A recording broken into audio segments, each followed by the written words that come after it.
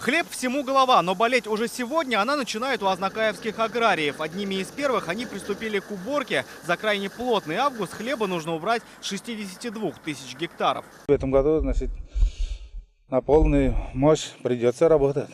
Урожай есть, его не надо потерять.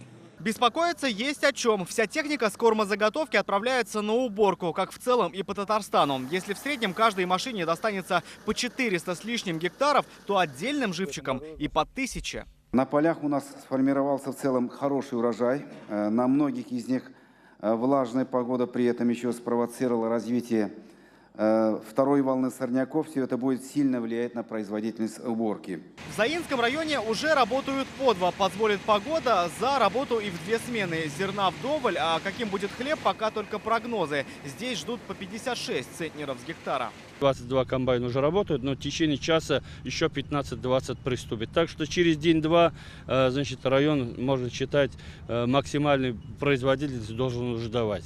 Если не хватит комбайнов, помощи ждать из соседних регионов. С уборкой не за бесплатно. Татарстану уже готовы помочь отряды из Воронежа, Краснодара и Ставрополья. Примерная такса от 3 до 3,5 тысяч за гектар. Все, чтобы успеть в срок. Год назад в это время с полей было убрано больше 1 000 000 тонн. Сегодня же местами хлеб только дозревает. Рамиль Шайдуллин, Ильшат Аюбов, Альберт Шафигуллин, Фуат Гайсин, Булат Шафигуллин, ТНВ, Казань, Азнакаевский, Заинский районы.